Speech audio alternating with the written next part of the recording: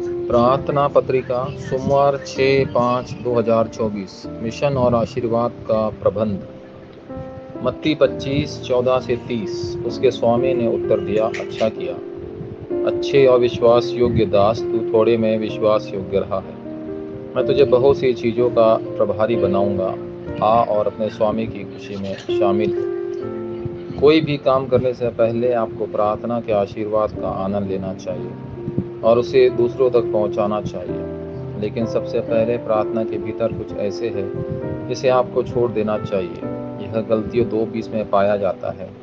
भले ही मसीह आपके भीतर रहता है, लेकिन कई बार ऐसा होता है जब आप अपने विचारों के अनुसार कार्य करते हैं।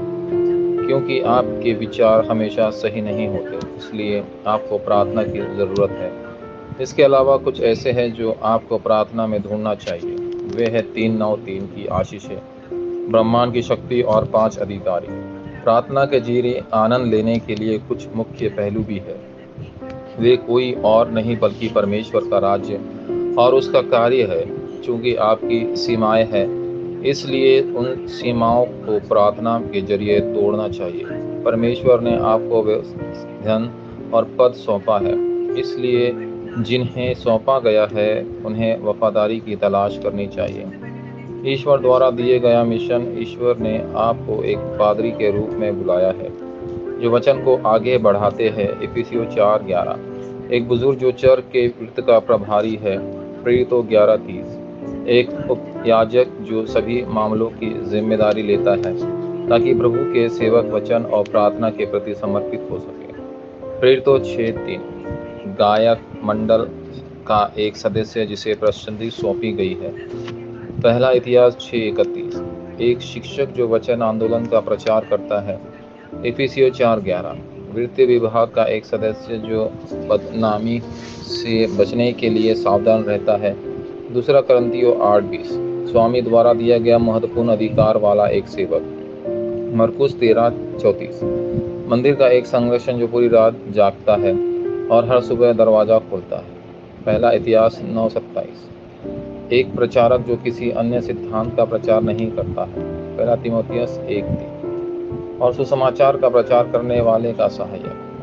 पहला थिस्सलुनीकियों 2:4। यह ईश्वर द्वारा दिए गए पद है।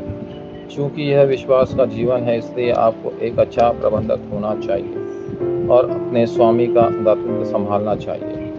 क्योंकि आपका जीवन भी ईश्वर का है, इसलिए आपको अपने वंशजों को यह सिखाना चाहिए कि वे कैसे उचित तरीके से भेंट चढ़ाएं ताकि वे दुनिया के लिए काम न करें।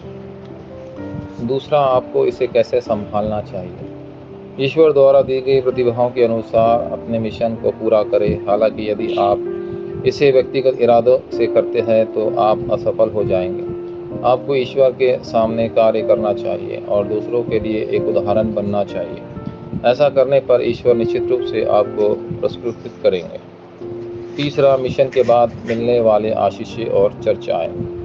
परिणाम स्वरूप आप उस कार्य में भाग लेंगे जो ईश्वर को सबसे अधिक प्रसन्न करता है। आपको और भी बड़ी चीज़ें सौंपी जाएंगी और आपको जीवन का मुकुट और पृथ्वी पर 100 गुना अधिक मिलेगा। मरकुस 10:29-30। आपको नए विश्वासियों के साथ इनके बारे में चर्चा मंच करने की आवश्यकता है। जब भी आप काम करते हैं तो ईश्वर द्वारा आपके साथ किए जाने वाले कार्य का सार खोजें। जब आप लोगों के मिलते हैं तो उन्हें सुसमाचार की नज़र से देखें। अंत में जब समस्याएं आती हैं तो उन्हें प्रार्थना की नज़र से देखें। वाचा प्रार्थना। प्रिय परमेश्वर, आज प्रभु के सेवक जो दुनिया और युग को बचाएंगे एकत्र हुए हैं, पवित्र त्रिएक की शक्ति उन पर आए, उनमें सिंहासन की शक्ति स्थापित हो। आपके कार्य जो इस युग को बचाएंगे वे उभरे, दुनिया भर के अधिकार को बांधे वाली शक्ति और ब्रह्मांड को कृपया 5 अधिकार प्रदान करें। यीशु मसीह के नाम पर मैं प्रार्थना करता हूँ, आमीन।